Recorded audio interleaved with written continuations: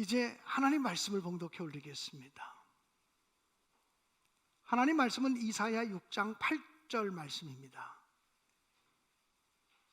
이사야 6장 8절입니다. 그때 나는 주님께서 말씀하시는 음성을 들었다. 내가 누구를 보낼까? 누가 우리를 대신하여 갈 것인가? 내가 아뢰었다. 제가 여기 있습니다. 저를 보내어 주십시오. 아멘. 사람들은 흔히 문제가 생기면 그 문제를 해결할 방법을 찾거나 그 문제를 해결할 수 있는 기술을 연마하려고 합니다. 그러나 하나님께서는 언제나 사람을 찾습니다. 그 문제를 해결하고 그 문제를 돌파할 수 있는 사람을 찾고 있습니다. 하나님의 방법은 언제나 사람입니다. 소돔과 고모라 성이 멸망당할 때 의인 10사람이 없어서 멸망당했습니다.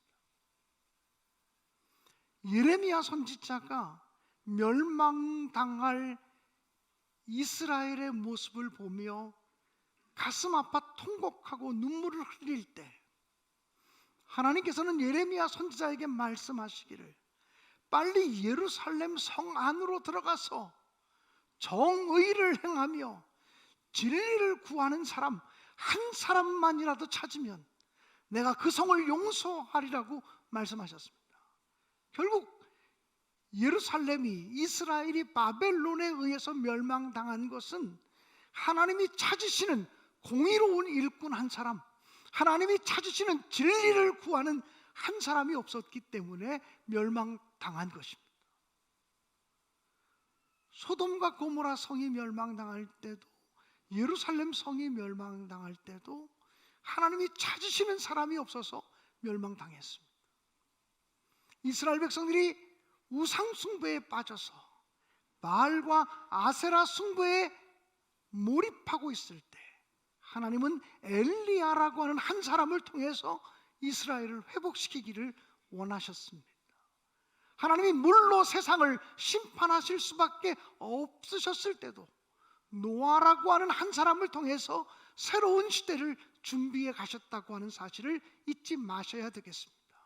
언제나 하나님의 방법은 사람입니다. 그러므로 하나님이 찾으시는 사람이 되기만 하면 나 한 사람을 통해서 놀라운 역사가 일어날 수 있다고 하는 사실을 확신하시기를 주님의 이름으로 축복합니다. 오늘 성경 본문을 통해서 하나님이 찾으시는 사람은 어떤 사람인가를 우리가 찾고 발견하게 되기를 간절히 원합니다. 이사야 선지자는 우시야 왕이 죽던 해에 성전에 들어가서 기도하다가 하나님을 만나게 됩니다. 우시야 왕은 남유다를 52년 동안이나 통치했던 왕입니다. 자기 나라를 52년 동안이나 통치했던 왕이 갑자기 죽게 되었을 때 이스라엘 백성들이 느끼는 상실감, 절망감은 무엇과도 비교할 수 없을 만큼 컸습니다. 여러분, 한 나라의 왕이 죽으면 백성들이 느끼는 상실감은 나라가 망한 것처럼 슬퍼할 수밖에 없다고 하는 것이죠. 그래서 이사야 선지자는 우리 이스라엘을 책임지고 인도하던 우시야가 죽었으니 우리는 어떻게 될까? 하나님 더 훌륭한 사람을 세워주셔야 되지 않습니까? 사람이 필요합니다. 이런 마음을 가지고 성전에 들어가서 기도하다가 하나님을 배웠게 됩니다. 사랑하는 여러분, 어려울 때일수록 하나님을 찾는 여러분들이 되시기를 주님의 이름으로 간절히 축원합니다. 빌 하이빌스 목사님이 쓴 책 가운데 아무도 보는 이 없을 때 당신은 누구인가라는 책이 있습니다. 아무도 보는 이 없을 때 당신은 누구인가?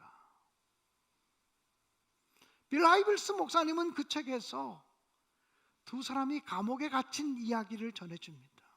두 사람이 좁은 감옥에 갇혀 있습니다. 근데 한 사람은 자기들을 가로막고 있는 쇠창살을 바라보며 절망하고 낙심합니다. 근데 또 한 사람은 쇠창살 너머에 있는 하늘을 바라보고 별을 바라보며 소망을 품습니다. 무엇을 바라보느냐가 그 사람의 인생입니다. 무엇을 바라보고 살아가느냐가 그 사람의 삶의 질을 이야기하는 것이라고 말할 수 있습니다. 무엇을 바라보느냐도 중요하지만 누구를 바라보고 있느냐도 중요한 것입니다. 어떤 청년이 그 마을의 성주를 찾아가서 성주님, 제가 성공하고 싶습니다. 제가 어떻게 하면 성공할 수 있는지 방법을 좀 가르쳐 주십시오라고 성주님께 부탁을 했습니다. 성주는 자기를 찾아온 젊은 청년이 아주 성실해 보였고 진실한 모습으로 성공의 비결을 가르쳐 달라고 얘기하니까 너무 사랑스러운 마음으로 그를 바라보면서 물었습니다. 정말 성공하고 싶으냐? 정말 승리하는 인생을 살고 싶으냐? 예, 그렇습니다. 그럼 내가 너한테 무엇을 시키든지 순종할 마음이 있느냐? 예, 제가 순종하겠습니다. 성주님이 하는 말씀대로 순종하겠습니다. 그러자 성주님은 이렇게 말했습니다. 그러면 후회하지 말고 내가 너에게 시키는 명령에 순종해야 된다. 예, 알겠습니다. 여봐라, 칼을 찬 무사를 한 사람 데리고 오너라. 그러자 칼을 찬 무사가 딱 왔습니다. 그리고는 여봐라, 이 청년에게 포도주 잔을 하나 갖다 주고 그 잔에 포도주를 가득 부어라. 이 청년이 포도주 잔을 들었습니다. 가득 찬 포도주 잔이었습니다. 성주는 명령했습니다. 너는 이 포도주 잔을 들고 성내를 한 바퀴 돌고 들어와라. 만약에 한 방울의 포도주라도 엎질거나 흘리게 되면 너를 따라가는 이 호위무사가 당장에 너의 목을 칠 것이다. 이 호위무사가 칼을 쫙 펴는데 날이 예리하게 서 있는 그 칼자루가 칼이 보였습니다. 빨리 성내를 한 바퀴 돌고 돌아오라. 혹시 한 방울의 포도주라도 흘리면 지체할 것 없이 그 자리에서 이 청년의 목을 쳐라 얘기했습니다. 이 청년은 성공의 비결을 배우러 왔다가 죽을 지경이 되었습니다. 포도주 잔을 들고 성내를 조심스럽게 돌기 시작했습니다. 드디어 한 방울의 포도주도 흘리지 않고 성주 앞에 다시 도착했습니다. 온몸이 땀으로 가득 찼습니다. 청년은 거의 초죽음이 되어져 있었습니다. 성주가 이 청년에게 물었습니다. 내가 묻는 말에 그대로 대답하거라. 너는 성을 한 바퀴 돌면서 무엇을 보았느냐? 이 청년이 대답했습니다. 아무것도 보지 못했습니다. 이놈아, 무슨 거짓말을 그렇게 하느냐? 너는 성을 돌면서 이 마을 저 마을에서 노는 아이들을 보지 못했느냐? 예, 보지 못했습니다. 너는 이 마을 저 마을을 돌면서 장사하는 사람들을 보지 못했느냐? 예, 보지 못했습니다. 너는 이 골목 저 골목을 다닐 때 너를 유혹하는 여인들의 그 웃음소리와 노래소리를 듣지 못했느냐? 듣지 못했습니다. 그럼 너는 도대체 무엇을 보았느냐? 저는 이 포도주 잔만 보았습니다. 포도주 잔 외에는 아무것도 보이지 않았습니다. 그제서야 성주께서 인자한 표정을 지으면서 이렇게 말씀하셨습니다. 그것이 바로 인생의 승리의 비결이고 그것이 바로 인생의 성공의 비결이다라고 말씀해 주었습니다. 사랑하는 여러분, 그 청년이 무엇이 보였겠습니까? 포도주 한 방울이라도 떨어뜨리면 칼이 날아올 텐데 무엇을 볼 수 있었겠습니까? 그의 눈이 오직 포도주 잔에만 집중되었을 것입니다. 사랑하는 여러분, 우리가 하나님의 부르심을 받아 하나님 맡겨주신 사명을 감당할 때도 잘 감당해야지, 내가 잘 충성하리라, 이런 마음을 가지고 출발하지만 시간이 지나가다 보면 하나님만 바라보이는 것이 아니라 자꾸 사람이 보입니다. 환경이 보입니다. 불평할 일들, 원망할 일들이 바라보이기 시작합니다. 그래서 끝까지 경주를 못하는 사람들도 있습니다. 하나님이 주신 그 사명과 은총의 잔을 쏟아버리고 흘려버리는 사람들이 있습니다. 어렵고 힘들 때일수록 하나님이 주신 축복의 잔, 사명의 잔을 바라보며 집중하시면서 우리 모두가 승리하고 성공하는 믿음의 사역자들이 되시기를 주님의 이름으로 간절히 축원합니다. 이사야 선지자는 성전에 들어가서 기도하다가 살아계신 하나님을 만나게 됩니다. 그리고 하나님을 경험하게 됩니다. 그 순간 이사야가 어떻게 고백한 줄 아십니까? 화로다 나여 망하게 되었도다. 나는 입술이 부정한 사람인데 그 거룩한 하나님을 배웠다니 내가 죽을 수밖에 없구나 라고 고백을 했습니다. 하나님을 진실되게 만난 사람들은 누구나 이와 똑같은 고백을 할 수밖에 없습니다. 베드로가 주님을 인격적으로 처음 만난 그날 주님 앞에서 뭐라고 고백한 줄 아십니까? 주여 나를 떠나소서 나는 죄인이로소이다. 이렇게 고백을 했습니다. 주여 나를 떠나소서 나는 죄인이로소이다. 너무나 거룩하고 너무나 크고 너무나 존귀하고 너무나 흠이 없으신 하나님을 만나고 나니까 자신의 부족함이 보였습니다. 자신의 추함이 보였습니다. 자신의 죄악이 보였습니다. 그래서 주여 나를 떠나소서라고 말했습니다. 바울 사도는 흠없고 온전한 사람 중에 한 사람이었습니다. 그는 자기만큼 하나님을 아는 사람이 있으면 나와봐 라고 얘기할 수 있는 사람이었습니다. 자기만큼 율법에 대해서 하나님에 대해서 공부한 사람이 있으면 나와봐 라고 얘기할 수 있는 사람이었습니다. 나만큼 하나님에 대한 열정과 믿음을 가지고 있는 사람이 있다면 나와봐 라고 얘기할 수 있는 사람이었습니다. 그런데 다메섹 도상에서 부활하신 주님을 만나고 난 다음에 그는 이렇게 고백합니다. 나는 죄인 중에 괴수라고. 너무나 크신 주님, 너무나 온전하신 주님, 너무나 거룩하신 주님을 배우고 나니까 자기의 죄가, 자기의 부족함이, 자기의 허물이 보이기 시작했다는 것입니다. 이사야 선지자가 화로다 나여 망하게 되었도다. 나는 입술이 부정한 백성 중에 살면서 거룩하신 하나님을 만났구나 라고 탄식할 때 하나님은 천사를 통해서 하나님의 제단에 있는 숫 하나를 가져다가 이사야의 입술에 대어 주었습니다.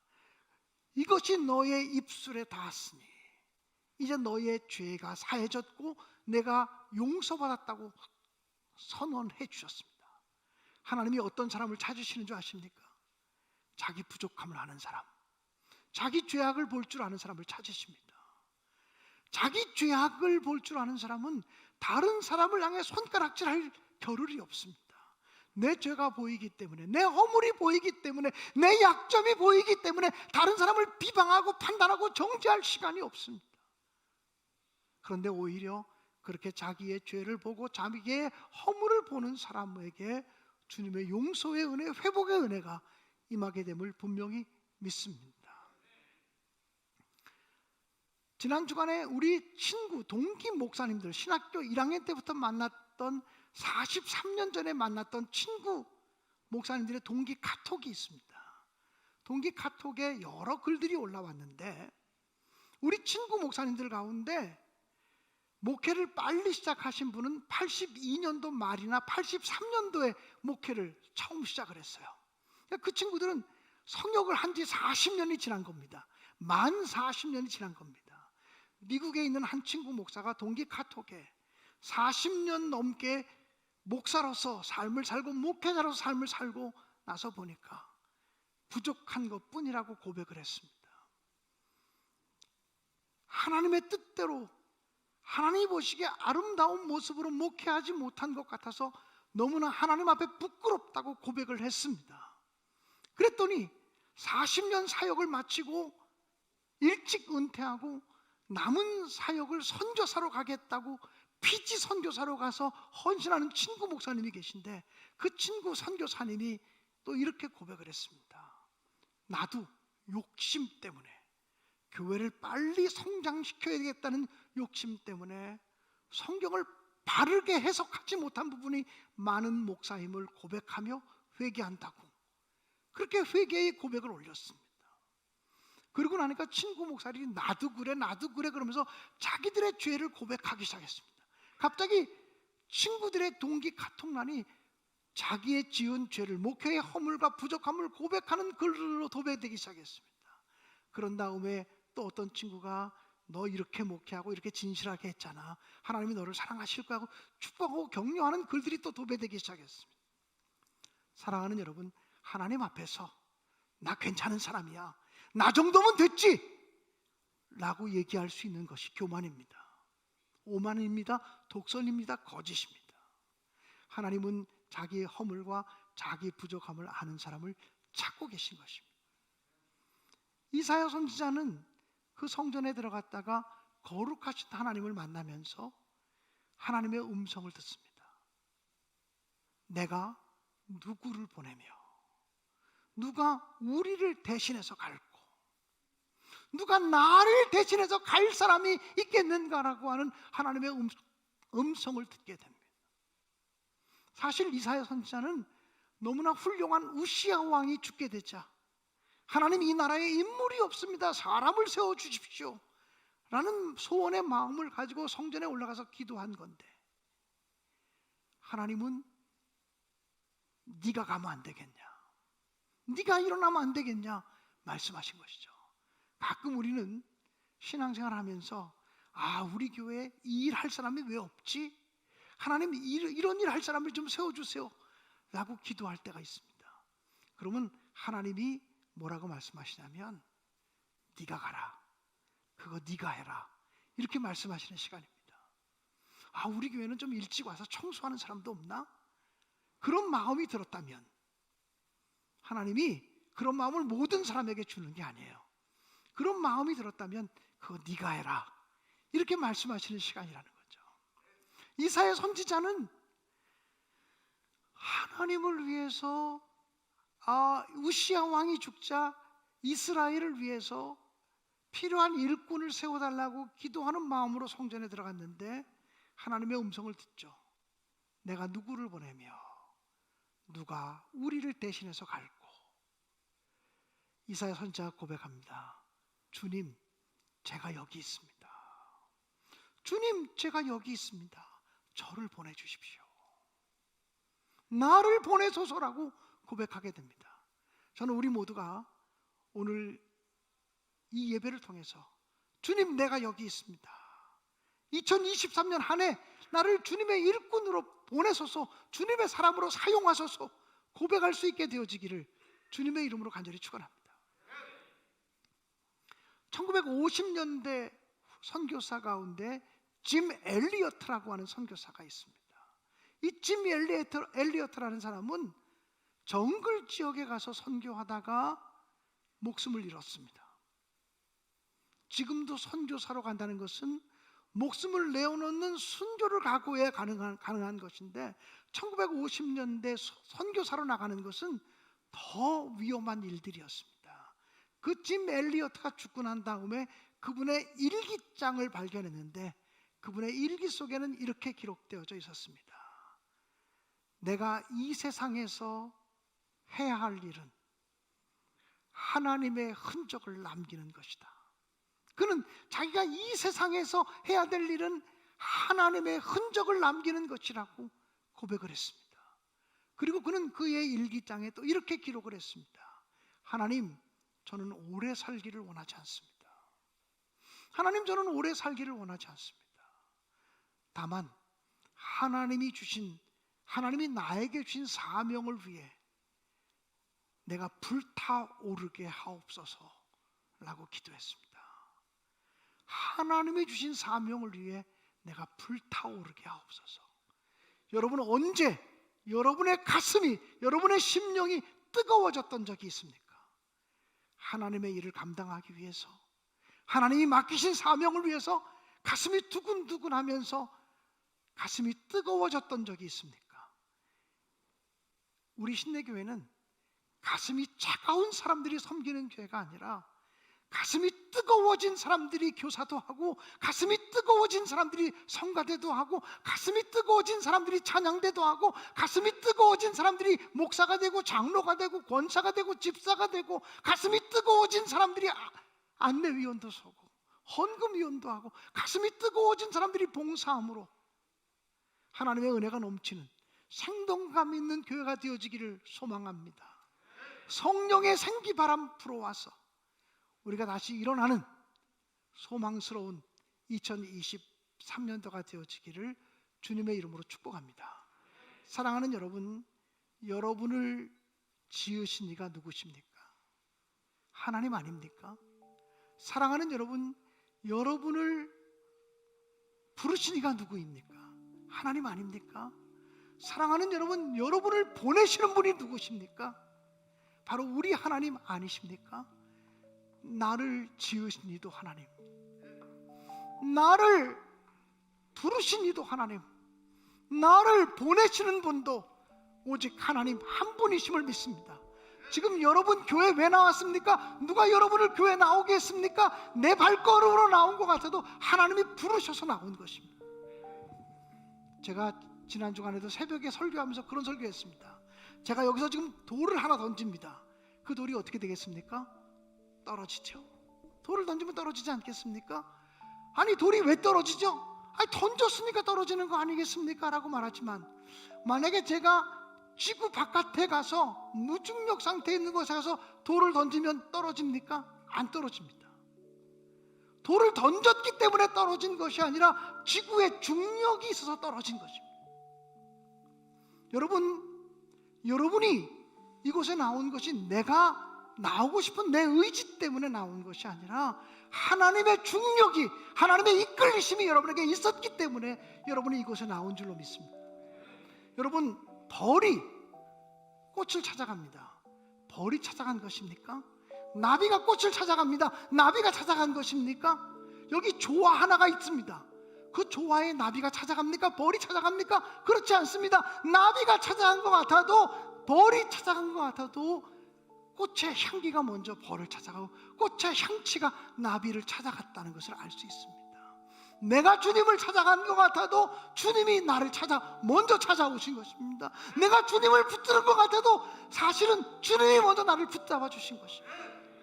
그러므로 우리가 주님의 일꾼 되어진 모든 것이 주님의 은혜입니다.